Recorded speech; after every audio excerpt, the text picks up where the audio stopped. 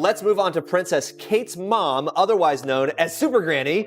Carole Middleton is featured in this week's issue of People magazine. Behind the royal smiles and carefully curated appearances, a quiet power shift has been unfolding, one that no one saw coming.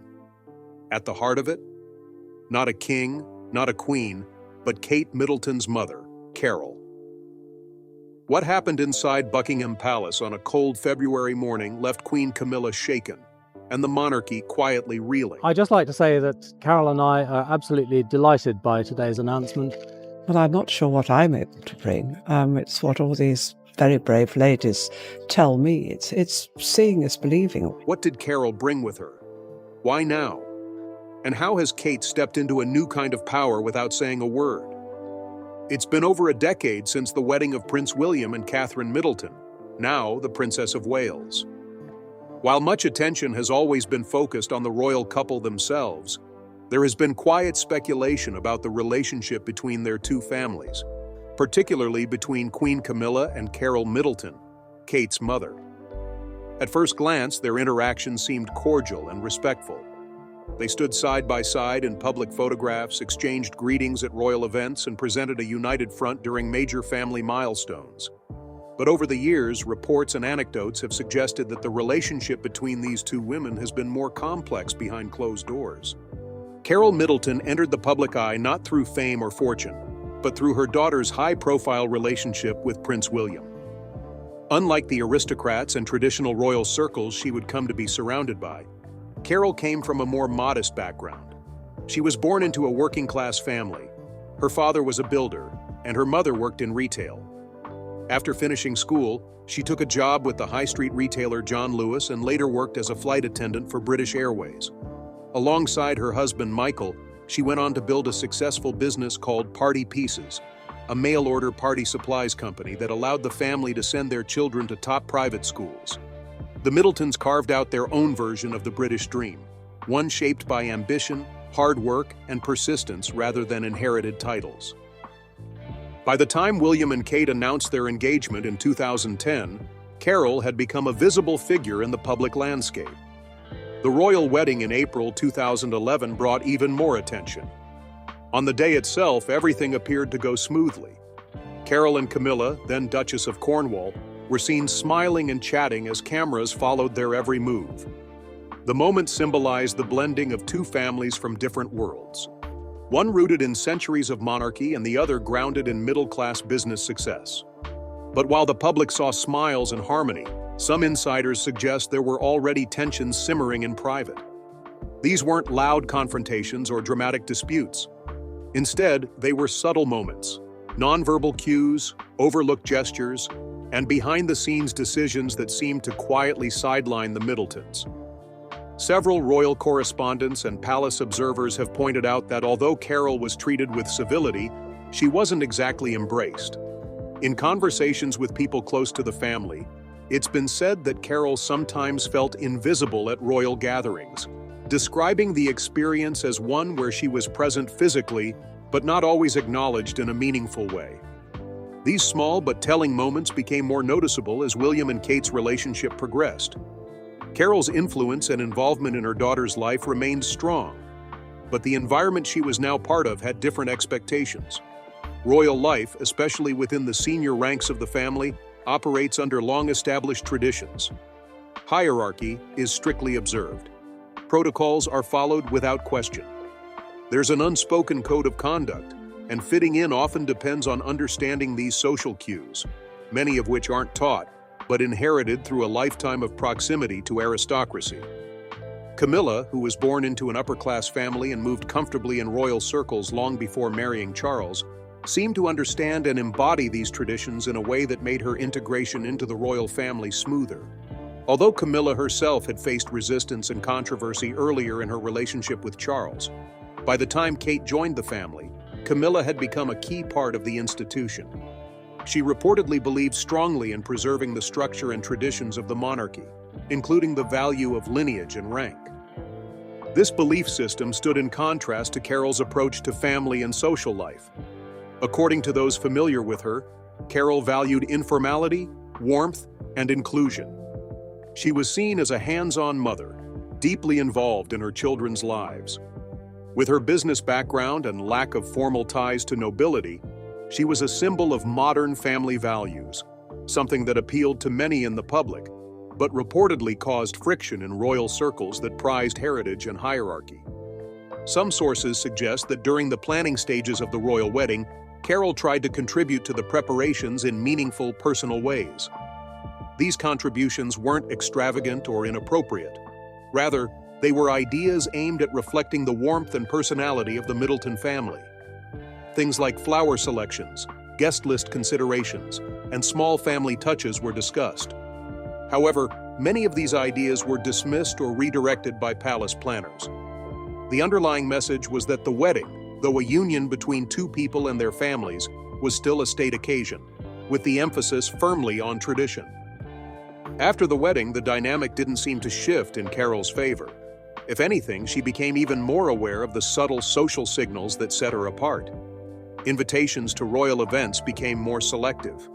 During official ceremonies and appearances, she was often placed just on the edge of the central activity, not completely excluded, but not fully included either. Over time, these patterns contributed to an emerging perception that her presence was tolerated, but not particularly welcome. Still, Carole remained publicly composed. She never gave interviews or commented on her experiences within royal settings. Her focus, as always, appeared to be on supporting her daughter and maintaining stability for her family. Even during high-pressure media coverage following the births of her grandchildren, she kept a low profile. Privately, however, it's been said that she was beginning to feel the emotional weight of being on the periphery of her daughter's new world. As William and Kate took on more royal responsibilities, their time became increasingly structured by duty. The balance between private family life and public expectation became harder to maintain. For Carole, who had always played a central role in her children's upbringing, this shift brought personal challenges. She still visited and spent time with her daughter, but it was no longer on her own terms. Appointments were more formal. Visits were scheduled rather than spontaneous. Gradually, the ease and comfort that once defined their relationship appeared to be impacted by the demands of royal life. Observers have noted that this experience isn't uncommon for in-laws of senior royals. The monarchy is known for its tight inner circle, and those outside of it, no matter how close by relation, often find themselves limited in influence. In Carole's case, it may have been even more pronounced because of her non-aristocratic background and growing public interest in her role as the grandmother of future kings. In contrast, Camilla's role became more central over time.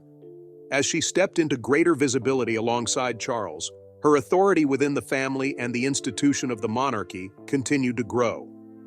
While there's no confirmed account of direct conflict between Camilla and Carole, many believe the tension came from a clash of values, roles, and expectations rather than personality. Camilla represented tradition. Carole represented change. One operated from inside the system. The other was learning to live around it. Carole had always been a central figure in Kate's life. As a mother, she was known to be supportive, close, and present. In the early stages of Kate's courtship with Prince William, Carole had often been described as one of her daughter's main sources of emotional stability. The Middleton family had created a home life that was loving, grounded, and deeply protective of its members. But that environment stood in contrast to the rigid structure of the royal institution, where family dynamics were shaped by protocol, duty, and public expectation. Once Kate officially became the Duchess of Cambridge, her life began to follow the rhythms of palace schedules, public engagements, and growing responsibilities. And with each passing year, Carole reportedly felt the distance, not just geographically but emotionally as well. There were moments where she could still be part of Kate's life, especially during private family time, but those moments became increasingly limited. What had once been an easy and natural relationship between mother and daughter now required planning, approvals, and sometimes negotiation. According to royal insiders speaking anonymously to several UK publications, Carole began noticing that her access to Kate was quietly shrinking. Regular visits became occasional ones. Time with the grandchildren, while still possible, started to revolve around official commitments or travel obligations. And when Carole did visit, The sense of warmth and welcome that she had once experienced appeared to be more muted. One of the most emotionally difficult transitions came during the Christmas holidays. Before Kate's marriage, Christmas had been a major event in the Middleton household. It was a time for family traditions, cozy meals, and shared experiences that had little to do with formal obligations. But after joining the royal family, Kate was expected to spend Christmas at Sandringham, the Queen's Norfolk estate, as was customary for senior royals.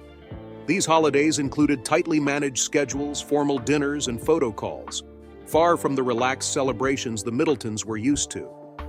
Although there were rare exceptions and Kate did spend at least one Christmas with her family after marriage, most years followed royal tradition.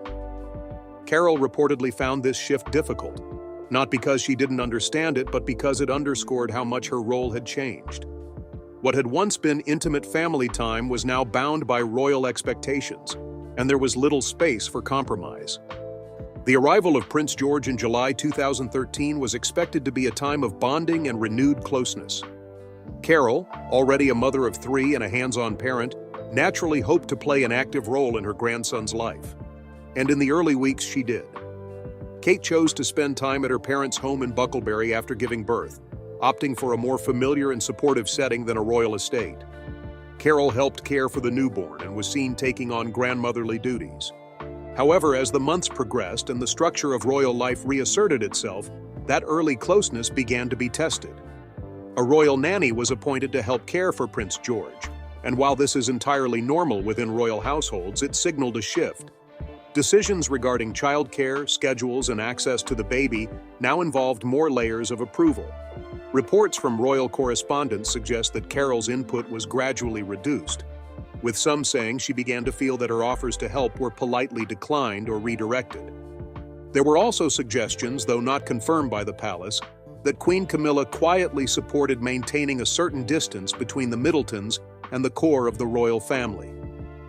Some observers interpreted this as a way to preserve royal traditions and avoid perceptions that the monarchy was being influenced too heavily by outside family members. Whether or not this was the case, the end result was the same. Carole's ability to be the kind of grandmother she had hoped to be was slowly limited. By the time Princess Charlotte was christened in July 2015 at St. Mary Magdalene Church in Sandringham, the divide seemed to be growing more apparent. While the event itself went smoothly in the public eye, reports from behind the scenes pointed to growing frustrations. Carole had reportedly planned a small private family gathering after the official ceremony, a modest celebration that reflected the Middleton family's more personal style. However, palace sources claimed that her plans were overridden at the last moment, with scheduling and venue arrangements changed by Camilla's team. Though the changes weren't framed as personal, the decision left Carole disappointed and, according to some, quietly hurt. These moments, though not dramatic or public, added up over time. To many, it seemed that Carole was being gradually edged out, not through confrontation, but through a series of decisions that all pointed in the same direction. Her involvement in major family events became more limited. Her suggestions were often declined or deferred, and her presence at royal events, while still visible, became more peripheral. Those familiar with palace dynamics have pointed out that this kind of marginalization isn't always intentional. The royal family operates within its own system of hierarchy, logistics, and traditions that don't always allow for outside family members to be deeply involved. Still, for someone like Carole, used to being at the heart of her family, it likely felt like a kind of quiet exclusion.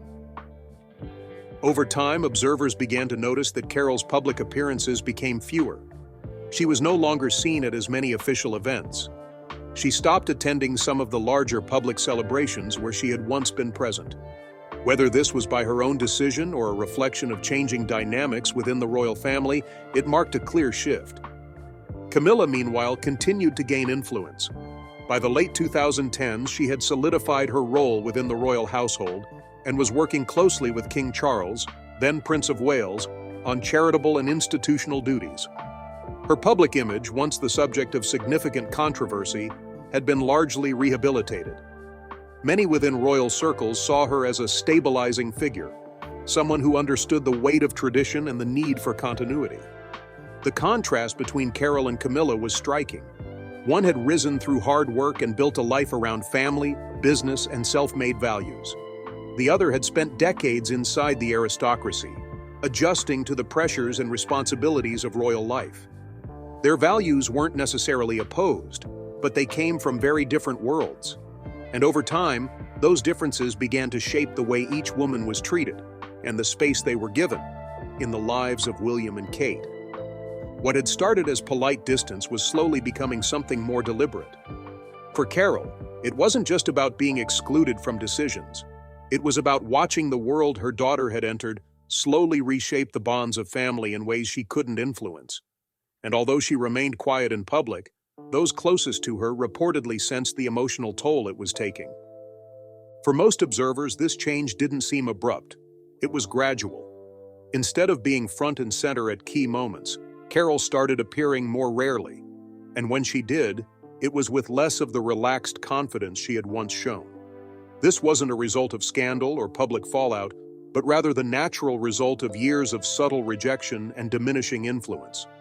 Carole wasn't being pushed away in a dramatic fashion, but she was increasingly aware that her presence was no longer as welcome or necessary in the royal setting. Some commentators have suggested that Carole's decision to step back was intentional. It wasn't simply a response to being excluded, but a calculated choice to avoid further frustration. After years of attempting to balance her love for her daughter with the unspoken rules of the royal household, she started to prioritize her own sense of dignity and control. Rather than continue trying to influence events she had little say in, Carole began to withdraw. Not dramatically, not loudly, but noticeably. This shift became especially apparent after the christening of Princess Charlotte in 2015. As reported by several royal correspondents at the time, Carole had planned a small private celebration following the official ceremony. It was meant to be a warm personal moment, a Middleton family gathering to complement the formal royal event. But reportedly, her plans were changed without much warning. According to people familiar with the situation, the changes were made by Camilla's office, and the Middleton gathering was either reduced in scale or reshaped into something different altogether. Though it wasn't a public issue, the move left Carole quietly disappointed. It seemed to confirm what she had begun to suspect. Her role in her daughter's royal life was being increasingly regulated. And when she did try to contribute or connect in her own way, those efforts were either sidelined or absorbed into palace protocols. It was another moment in a growing list of decisions that reinforced the idea that Carole's place in this world had clear limits. After that, her withdrawal became more evident. Carole stopped pushing to be part of royal events. She no longer tried to insert herself into ceremonial traditions or make her voice heard on matters like family logistics or public appearances. According to insiders, she made a conscious decision to focus on her own life, her business, her community, and her family in the ways that remained open to her. This wasn't done in anger or bitterness, it was more a quiet realignment of expectations. The Middletons had never asked for public status. Their goal had always been to support their children and enjoy the life they had built through their own efforts. But over time, the palace had made it clear, whether intentionally or not, that this wasn't a world that welcomed outside influence, no matter how respectful or well-meaning. Despite stepping back publicly, Carole remained watchful. Those close to her say that she never stopped caring deeply about her daughter's well-being. And while she maintained a calm, composed public image, she was also paying close attention to the dynamics unfolding around her. According to some accounts, Carole began keeping private notes of her experiences, not out of a desire to expose or shame, but as a way to make sense of her own journey. These notes reportedly included moments where her plans were overridden, where visits were quietly canceled, and where decisions were made that excluded her from her grandchildren's lives. She noted changes in tone during conversations, the increasing use of intermediaries for communication, and the growing formality of her interactions with palace staff. What might have seemed insignificant to an outsider, rescheduled dinners, unreturned calls, or subtle shifts in attitude, became part of a larger picture that Carole was beginning to piece together. Alongside this, Carole's business and social circles provided her with access to information that may have deepened her understanding of how influence and power worked behind the scenes. Over the years, through her entrepreneurial work and social engagements, Carole had built a broad and reliable network. She was respected in her own right as a capable, intelligent woman with a strong sense of discretion. Through this network, she reportedly began to hear things, nothing overtly scandalous, but enough to raise questions. There were whispers about financial decisions, property arrangements, and how certain charitable or public-facing activities were structured. Some of it concerned overlapping interests between royal roles and personal preferences. These weren't the kinds of stories that made headlines, but when viewed together, they painted a picture of how tightly managed the institution was, and how those on the outside could be gently, but firmly, pushed away. What made Carole's growing distance significant wasn't just what it meant for her personally, but what it reflected about the monarchy itself. At a time when the royal family was trying to modernize and connect with a broader section of society, the quiet marginalization of someone like Carole, who represented self-made, middle-class success, raised important questions. Was the monarchy truly changing? Or was it simply updating its image while holding on to old structures? By 2018, during Prince Charles's 70th birthday celebration at Buckingham Palace, the tension reportedly reached a quiet but defining moment. Carole was in attendance, as were most senior members of the royal family. The event was elegant and polished, filled with tradition and ceremony. But according to royal insiders, something happened that evening that left a lasting impact. Carole was said to have overheard a conversation involving Queen Camilla and a group of her long-standing friends, members of Britain's aristocratic class. The discussion reportedly turned to the changing nature of British society and the difference between old money and new success. While no names were mentioned, a comment was allegedly made about the importance of heritage over financial achievement. For those familiar with the unspoken social codes of the royal world, the implication was clear. To Carole, it reportedly felt like a deliberate reminder that no matter how successful her family had become or how gracefully they had navigated royal life, they would always be considered outsiders. That moment, according to people familiar with the family's dynamics, wasn't explosive or public, but it was deeply clarifying. It confirmed something Carole had long suspected. She was welcome to attend, but not to belong. After that evening, her approach changed further. She stopped attending certain gatherings altogether. She declined invitations when they came and avoided offering input where it wasn't asked. From the outside, it looked like a mother respecting her daughter's royal role.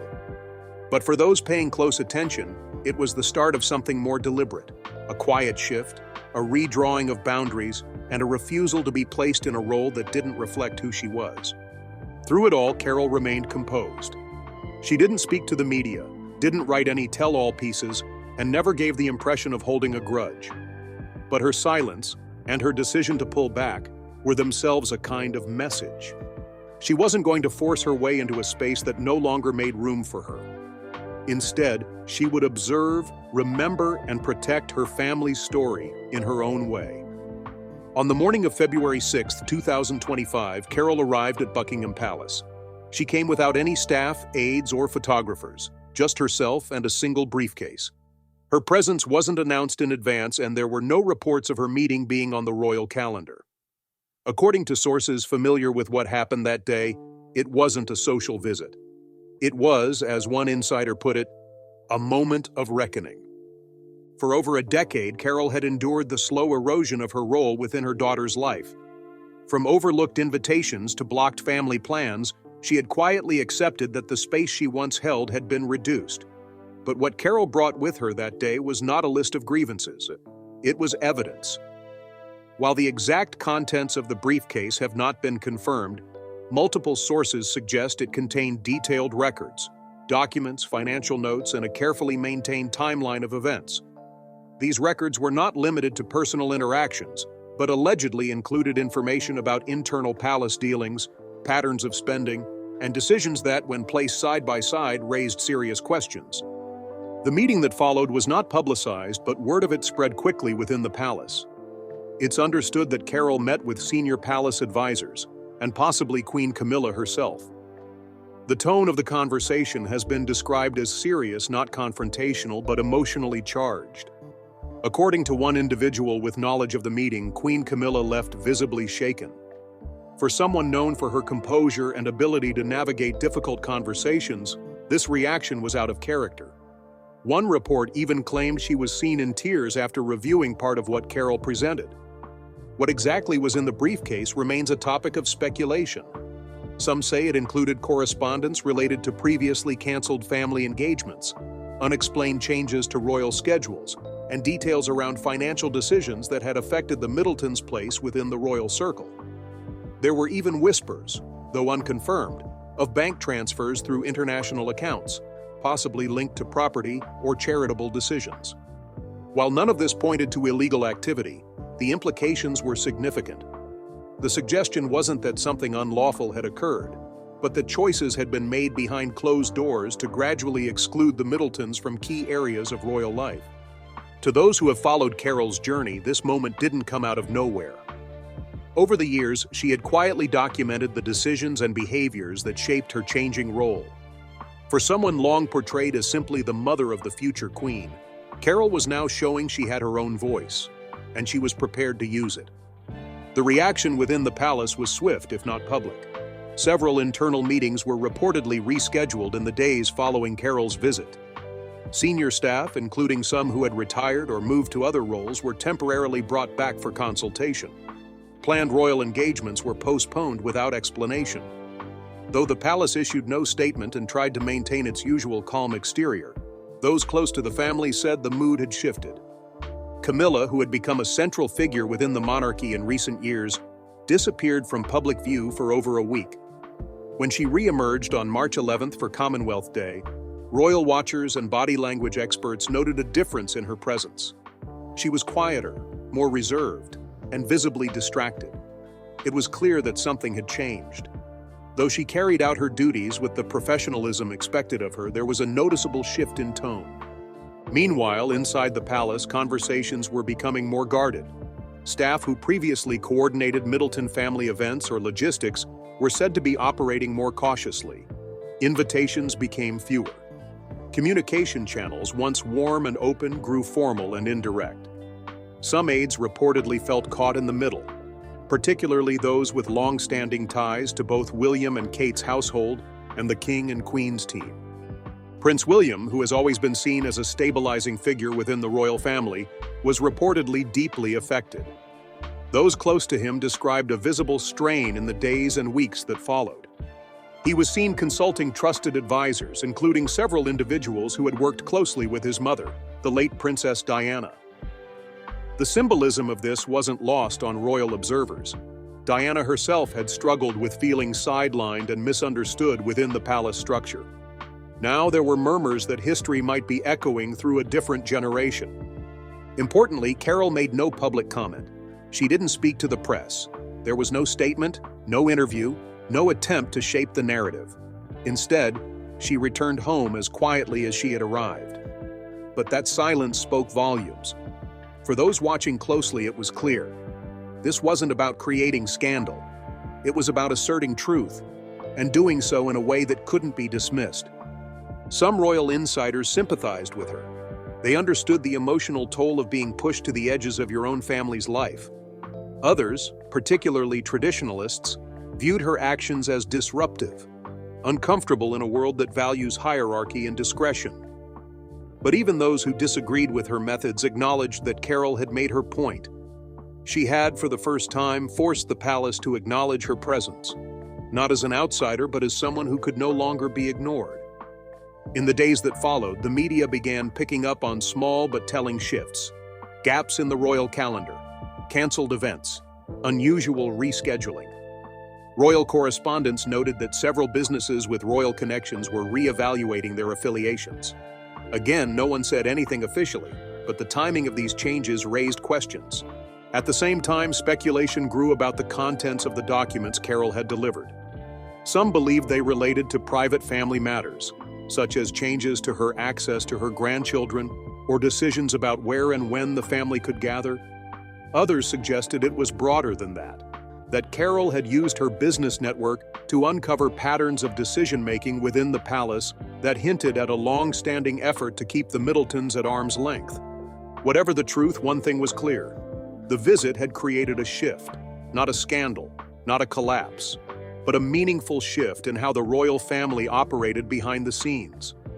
And for a monarchy that depends on consistency, control, and carefully managed public images, even a small change can be significant.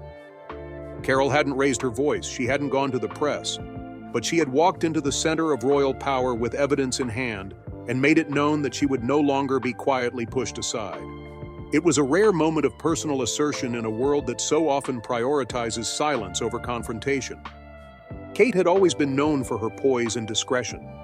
Since marrying Prince William in 2011, she had worked diligently to adapt to royal life, gradually taking on more responsibilities and shaping a public image defined by grace, professionalism, and restraint. She had never rushed to the spotlight, and she rarely made headlines for personal opinion or emotional displays. Instead, her approach was measured, calm, intentional. But now that steady presence was beginning to evolve into something more visible, and perhaps more powerful. It wasn't a rebellion. There was no dramatic change in her behavior or sudden clash with the institution. What was happening was quieter than that, but no less significant. With Queen Camilla stepping back from public appearances in the aftermath of Carole's visit, Kate began to take on a more central role. Her engagements increased. Her position within the palace structure appeared to grow stronger. Behind the scenes, according to palace staff, she began having more say in planning discussions and scheduling decisions. Her voice, once just one among many, was being listened to with renewed attention.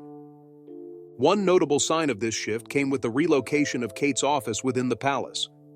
Previously housed in a more remote part of the building, her team was now based just a few doors down from King Charles's working rooms. In the world of the monarchy, where physical space often reflects influence, this was not a small detail. It indicated that Kate's role was being recognized not only in title, but in function. Those close to the family described this development as part of a natural progression. As the Princess of Wales and future Queen, Kate had always been expected to take on more as the years went by. But the timing of this change and the context surrounding it suggested there was more going on. Some royal observers believe that Carole's decision to speak up had created space for Kate to step forward with greater confidence. Others say it was already in motion and the palace simply had no choice but to acknowledge the value she brought to the institution. What's clear is that Kate didn't try to exploit the situation. She didn't position herself as a replacement for Camilla or as someone looking to challenge tradition. Instead, she leaned into what she has always done best: steady, visible service. Her public appearances became more purposeful. Her speeches, though still rare, began to carry slightly more weight. Even her fashion choices, often a blend of designer pieces and high-street brands, were seen by some as strategic. In a time of economic uncertainty, she wore recycled outfits and accessible labels, reinforcing her image as relatable and grounded. Meanwhile, royal social media accounts began to reflect a slight change in tone. Posts featured more candid moments, informal photos of Kate with her children, behind-the-scenes glimpses of royal duties. It was a soft shift, one that preserved tradition while offering the public a more personal connection. These weren't radical changes, but they added up to something important: a redefinition of how the monarchy presented itself and who was shaping that presentation. The effect was noticeable outside the palace as well. Public support for Kate, already strong, appeared to grow even firmer. Polls showed high favorability ratings.